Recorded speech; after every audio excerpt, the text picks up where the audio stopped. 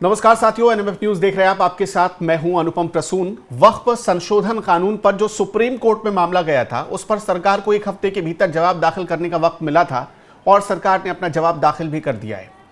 सरकार ने जो जवाब दिया है उसमें सुप्रीम कोर्ट के सामने एक कहा यह जा रहा है कि लक्ष्मण रेखा खींचने की कोशिश सरकार ने अपने जवाब के जरिए की है। सरकार ने यह भी स्पष्ट कर दिया है कि किसी भी तरह से हिंदू संस्थानों और वक्फ बोर्ड की तुलना गलत है। और जो ये सुप्रीम कोर्ट में दावा किया गया है कि इस्लामिक संस्थाओं में गैर इस्लामिक लोगों को शामिल किया जा रहा है या लाया जाएगा या जा सकता है, यह भी तर्क गलत है। सुप्रीम कोर्ट में जो सरकार ने जवाब दिया है उससे क्या मैसेज जाता है? क्या वक्फ संशोधन कानून सुप्रीम कोर्ट में बहुत आसानी से पास कर जाएगा इस परीक्षा को, या फिर इस परीक्षा को पास करने में ये बिल फेल हो जाएगा? सरकार के जवाब से क्या मैसेज निकल रहा है हमारे साथ, इसी चीज को समझने के लिए बहुत खास मेहमान मौजूद हैं। योगेश अग्रवाल जी, जो एडवोकेट हैं सुप्रीम कोर्ट के। बहुत बहुत स्वागत है योगेश जी आपका। जी प्रसन्न जी। आपने जो ये जवाब पढ़ा है, इससे आपको क्या समझ में आया? देखिए, सुप्रीम कोर्ट ने जवाब में बिल्कुल क्लियर कर दिया है कि जो ये मामला चल रहा है ये कोई धार्मिक मामला नहीं है, ये एक वैधानिक निकाय है। जो वक्फ बोर्ड है कोई धार्मिक संस्था नहीं है, क्योंकि सुप्रीम कोर्ट ने जब अपना फैसला सुनाया था लास्ट टाइम, और उस पर एक तरीके की इंटरिम रोक लगा दी थी कि सरकार किसी भी तरह की अभी भर्ती या किसी भी तरह का कोई चेंज नहीं करेगी इसके अंदर। और ये बोल के करा था कि यहाँ पर आपने गैर मुसलमानों को इसके अंदर मेंबर बनाने की बात की है। अब इसी बात को जवाब देते हुए सरकार ने ये बोला है कि ये धार्मिक संस्था नहीं है कोई वक्फ बोर्ड। वक्फ बोर्ड एक स्टैट्यूटरी बॉडी है, एक वैधानिक निकाय है। इसका मतलब ये है कि यहाँ पर किसी पर्सन का कोई धार्मिक अगर उल्लंघन नहीं हो रहा है, वक्फ करने का अधिकार जो पहले मुसलमानों के पास था वो आज भी रहेगा और उसी तरीके से रहेगा। खाली यहाँ पर सरकार ने संशोधन के अंदर, इस अमेंडमेंट के अंदर ये बोला है कि यहाँ पर इसकी पारदर्शिता और इसके अंदर जो मिसयूज हो रहा था इसको रोकने के लिए संशोधन किया गया है। क्योंकि अगर देखा जाए तो मुगलों के टाइम से, आजादी से पहले की अगर बात करें और आजादी के बाद की भी बात करें, तो वक्फ बोर्ड की जमीनों के अंदर जो वृद्धि हुई है वो 3 गुना 4 गुना से भी ज्यादा हो गई है। और यहाँ पर गैर कानूनी तरीके से इन्होंने कब्जे करे हुए हैं, चाहे वो सरकारी जमीन हो या किसी की निजी जमीन हो, और उसके ऊपर किसी भी तरीके की सुनवाई नहीं होती है।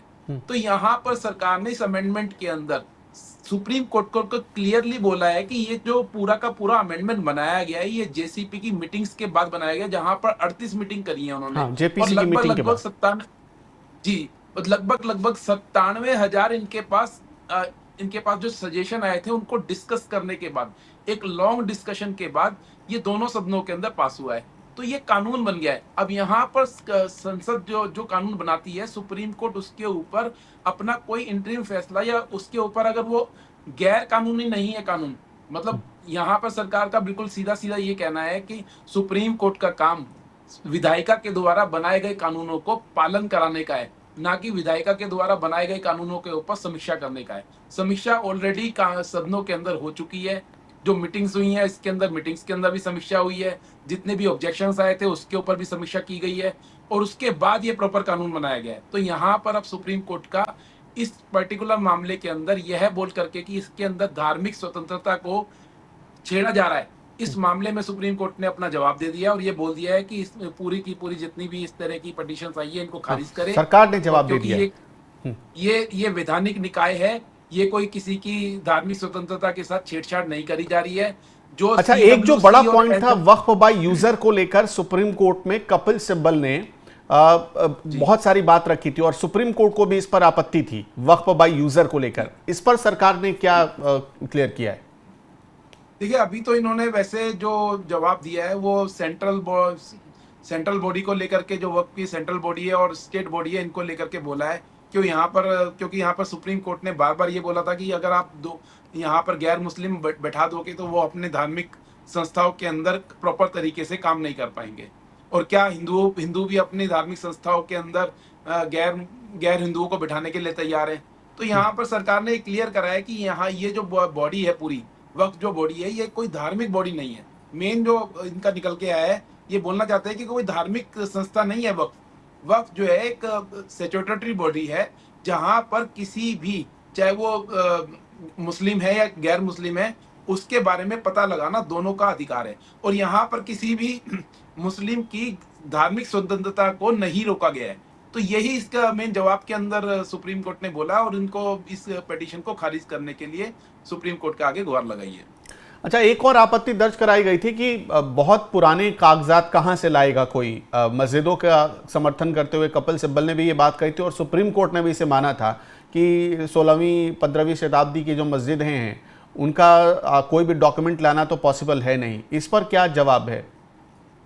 देखिए, ये तो बड़ी बेहुदा सी बात है कि सुप्रीम कोर्ट अब इस तरीके की चीजें बोलते हैं कि अब कहाँ से जब इसके अंदर पेपर लाएंगे। पेपर जब राम मंदिर का मामला चला था तो वहां पर ये मांगा जा रहा है कि कोई डॉक्यूमेंट दिखाइए कि ये राम मंदिर भगवान राम का है। और जब यहाँ पर वक्फ बोर्ड की बात आती है तो यहाँ पर आजादी से पहले के डॉक्यूमेंट नहीं है इनके पास। डॉक्यूमेंट इसलिए नहीं है कि क्योंकि इन्होंने सारी जमीनें कब्जा कर रखी हैं। डॉक्यूमेंट इसीलिए तो नहीं दिखाना चाहते हैं ये। तो ये तो बेकार की बातें हैं, इस मामलों में कोई दम नहीं है। अब अगर ये बोलेंगे हमारे पास कोई पेपर ही नहीं है, मुगल शासन के टाइम पे ये हमारे हिस्से में आ गई थी, ये तो बेकार की बातें हैं। और देखिए, सबसे बड़ी बात प्रसून जी, ये अफवाहें फैलाई जा रही हैं, सरकार के खिलाफ अफवाहें फैलाई जा रही हैं। सरकार किसी भी ऐसी जमीन के ऊपर कोई वापस नहीं लेने वाली है जो वक्फ बोर्ड के पास है। यहाँ पर बात हो रही है जो अतिक्रमण करे गए हैं वक्फ बोर्ड के द्वारा, जो निजी संपत्तियों पे और सरकारी संपत्तियों पे अतिक्रमण करे गए हैं, जो गलत तरीके से हथियाई गई जमीन है, उनको सरकार वापस लेगी। अगर कोई प्रॉपर पुराने टाइम से वक्फ बोर्ड के पास जमीन है, मुगल शासन से वक्फ बोर्ड के पास जमीन है, तो मुझे नहीं लगता सरकार उसके अंदर जाकर के कोई हस्तक्षेप करने वाली है और उनसे वापस कहेगी जमीन वापस कर दो। ये यहाँ पर बात अतिक्रमण की हो रही है, यहाँ पर बात गैर कानूनी तरीके से हथियाई गई जमीनों की बात हो रही है, जिसको सरकार वापस लेगी। अब अगर किसी वक्फ बोर्ड का नाम लेकर के किसी मुस्लिम पर्सन ने गलत तरीके से किसी की जमीन हथिया ली है, तो उसका कानूनी प्रावधान बना दिया गया, अब उसको वापस दिया जाएगा। पहले वाले कानून के अंदर तो कोई अपील ही नहीं फाइल कर सकता था। वहां पर वक्फ बोर्ड में वो जाते थे, उनकी सुनवाई नहीं होती थी, और उसकी जमीन बेचारे की, जो किसी कोई किसान है उसकी जमीन अगर वक्फ बोर्ड ने हथिया ली है तो वो कुछ नहीं कर सकता था इसके अंदर। तो अब संशोधन के बाद इस तरह के प्रावधान रखे गए हैं कि उसकी बात को सुना जाएगा और उसको प्रॉपर लीगल तरीके से निपटाया जाएगा। तो मुझे नहीं लगता ये जो बातें करी जा रही हैं कि जमीनें हथिया ली जाएंगी या इनकी मस्जिदों और मदरसों के ऊपर सरकार कब्जा कर लेगी, ये बेकार की बातें हैं, अफवाहें फैलाई जा रही हैं, ऐसा कुछ नहीं होने वाला है। अच्छा, जो सरकार ने जवाब दाखिल किया है इसको देखकर मतलब आपको क्या लगता है, सरकार का पक्ष स्ट्रांग है या फिर जो वक्फ का पक्ष है, जो वक्फ के फेवर में लोग खड़े हुए हैं उनका पक्ष? ये जो सरकार का जवाब है, ये बिल्कुल एक तरीके से सरकार ने मजबूत तरीके से अपनी बात रखी है। और सरकार ने ये क्लियर कर दिया है कि सुप्रीम कोर्ट का इस तरह के मामलों में हस्तक्षेप करना ठीक नहीं है। सरकार ने अपने जवाब में ये बोला है कि सुप्रीम कोर्ट का काम किसी भी कानून की, अगर कोई असंवैधानिक तरीके से कानून बनाया गया है तो उसकी समीक्षा करना है। अगर कोई कानून प्रॉपर तरीके से, प्रॉपर मीटिंग्स करके, उसकी एक बोर्ड बना करके और उसके अंदर ऑब्जेक्शंस को लेकर के और दोनों सदनों में प्रॉपर बहस के बाद वोटिंग के द्वारा अगर पास करा गया है, तो उसके अंदर सुप्रीम कोर्ट अगर अपना अड़ंगी लगाती है, तो मुझे नहीं लगता इसके अंदर सरकार इस बात को मानने वाली है। और सरकार ने बड़े ही स्ट्रॉन्ग तरीके से इस बात को सुप्रीम कोर्ट में अपने हल्फनामे में दिया है और साथ ही साथ इन सारी पिटीशंस को खारिज करने की गुहार लगाई है। जो वक्फ को लेकर अभी देश के अलग अलग हिस्सों में, खासतौर पर वेस्ट बंगाल में जो हालात बिगड़े थे, क्या इस जवाब में उससे भी जुड़ा कुछ है? नहीं, देखिए, ये अभी 1300 पन्नों का जनाब इसके अंदर हल्फनामा आया है, तो अभी पूरा तो जवाब नहीं पढ़ा गया है। जो मेन बातें इसके अंदर आई हैं वो मैंने आपको बताई हैं। इसके अंदर सेंट्रल काउंसिल को लेकर, जो वक्फ की सेंट्रल काउंसिल है उसको लेकर के बोला गया है, स्टेट काउंसिल को लेकर के बोला गया है, जहां पर गैर मुसलमानों की जो बात करी जाइए उनको मेंबर बनाया जाए। इसके ऊपर बताया गया है कि 2 तरह की काउंसिल है वक्फ की। एक सेंट्रल काउंसिल है, वहां पर 22 मेंबर होते हैं, जिसके अंदर 4 गैर मुस्लिमों को मेंबर बनाने की बात की गई है। तो वहां पर यह भी बोला गया है कि अगर 4 गैर मुस्लिम इसके अंदर मेंबर बनते हैं तो अभी भी बहुमत जो है वो मुस्लिम पक्ष के पास ही है। तो ऐसा नहीं है कि वो 4 गैर मुस्लिम वहां बैठ करके कोई भी अपनी मनमर्जी कर सकेंगे, लेकिन इससे क्या होगा, ट्रांसपेरेंसी आ जाएगी। अगर कोई चीज गलत हो रही होगी तो वो समाज के सामने आएगी। अगर सारा ये निकाय जो है, कि ये जो बॉडी बनाई गई है, इसमें अगर सारे मुस्लिम बैठते हैं तो वो अपनी मनमर्जी करते हैं और इस तरीके से गलत, इलीगल तरीके से वहां पर जमीनों को हथियाने की कोशिश करते हैं। तो इसी पे रोक लगाने के लिए और पारदर्शिता करने के लिए यहाँ पर गैर मुसलमानों को मेंबर बनाने की बात रखी गई है। अच्छा, जिसके अंदर एक जो बहुमत सवाल पूछा था सुप्रीम कोर्ट ने कि क्या हिंदू बोर्ड या किसी संस्था में कभी क्या गैर हिंदू की नियुक्ति हो सकती है, इस पर भी क्या सरकार ने कुछ बोला है? नहीं, इसी पे ये बात बोली है सरकार ने कि ये कोई धार्मिक संस्था नहीं है, क्योंकि सुप्रीम कोर्ट ने ये बोला था कि क्या आप अपने मंदिरों के अंदर मुस्लिमों को मेंबर बनाने के लिए तैयार हो। तो देखिए, ये कोई धार्मिक संस्था नहीं है, यहाँ पर कोई मस्जिद मदरसे की बात नहीं हो रही है जहाँ पर कोई मस्जिद मदरसे की गवर्निंग बॉडी है और वहां पर हिंदू को मेंबर बनाया जा रहा है। ये एक तरीके से वैधानिक निकाय बताया गया है और इसके अंदर जो इसकी वैधता है उसको देखने की बात करी गई है और यहाँ पर गैर मुस्लिमों को मेंबर बना करके इसके अंदर जो गलत काम हो रहे हैं उसको रोकने की बात करी गई है। तो यहाँ पर बहुमत अभी भी मुसलमानों के पास रहेगा और किसी भी तरीके से कोई हस्तक्षेप नहीं होगा यहाँ पर हिंदुओं का। वो जो गैर मेंबर होंगे उससे वहां पर ट्रांसपेरेंसी बढ़ जाएगी और अगर कोई भी गलत काम होगा तो वो समाज के सामने आ जाएगा। तो यही इसका पर्पज है। अब सेंट्रल बॉडी के अंदर 11 मेंबर है, वहां पर 3 गैर मुस्लिम है और 22 मेंबर है और 4 गैर मुस्लिम रखे गए हैं और स्टेट बॉडी के अंदर जहां पर 11 मेंबर होंगे उसके अंदर 3 गैर मुस्लिम होंगे। तो सरकार ने तो अपना पक्ष रख दिया है, यहाँ पर वो कोई अपना स्टैंड पीछे लेने के लिए तैयार नहीं है। ऐसा नहीं है कि सुप्रीम कोर्ट के जवाब मांगने के बाद वो ये कह रहे हैं कि यहाँ पर हम इस कानून को चेंज कर देंगे। कानून को एज इट इज रखा गया है और सरकार बहुत ने लोग बोला है इंतजार कर रहे हैं कि शायद सुप्रीम कोर्ट के कहने पर सरकार कानून वापस ले लेगी। नहीं, कानून तो वापस नहीं होगा। देखिए, कानून पूरे तरीके से वैध तरीके से और प्रॉपर जो एक तरीका होता है किसी भी कानून को बनाने का, पूरा प्रोसीजर उसको फॉलो करा गया है। तो इसको किसी भी तरीके से अवैध कानून बोलना बिल्कुल भी ठीक नहीं है। यहाँ पर जो कुछ कमियां थी जो सरकार ने चिन्हित करी थी उसके ऊपर सरकार, जो सुप्रीम कोर्ट ने चिन्हित करी थी उसके ऊपर सरकार अपनी मीटिंग्स कर रही है। अगर ऐसा कुछ होगा जो उन्हें लगेगा कि ये चीज किसी की धार्मिक स्वतंत्रता को खत्म करता है तो हो सकता है आने वाले टाइम में उसके अंदर अमेंडमेंट किया जा सके।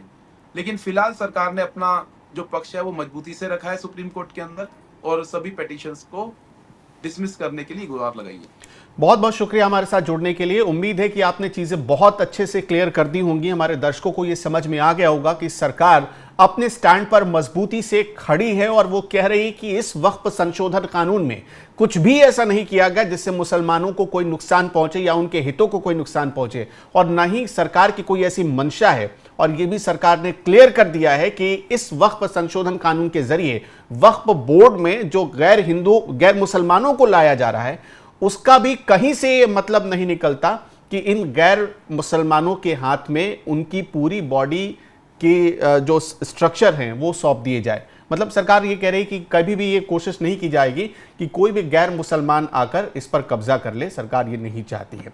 बहुत बहुत शुक्रिया आपका हमारे साथ जुड़ने के लिए। आप सरकार का जो स्टैंड है उस पर आप क्या सोचते हैं हमें कमेंट सेक्शन में जरूर बताइएगा।